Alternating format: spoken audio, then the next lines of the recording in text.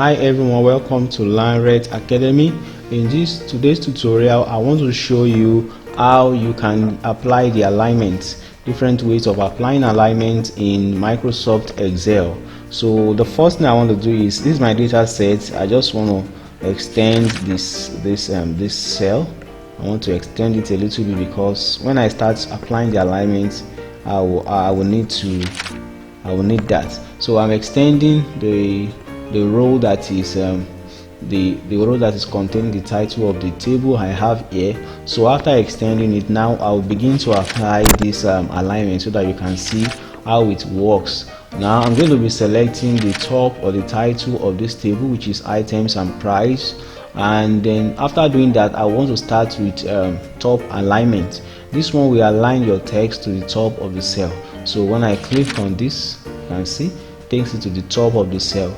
This is middle alignment. This will align the text to the middle of the cell. Now click on this, takes it to the middle of the cell. This one is bottom alignment. It aligns the cell, the item of the cell, to the bottom of the cell.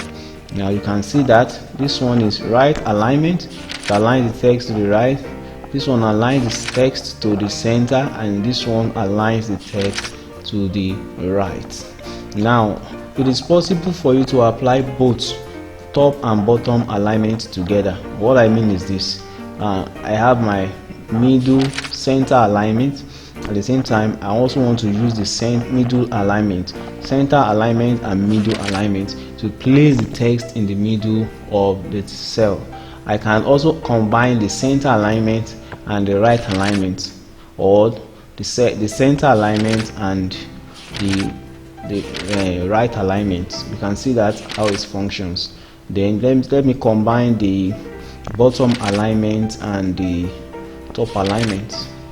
Okay, the top alignment and the right alignment depends on how you want your text to be positioned, either on the left or the right, in the middle, and wherever. So this is how to do that. Thanks for watching this video. Subscribe and like our channel.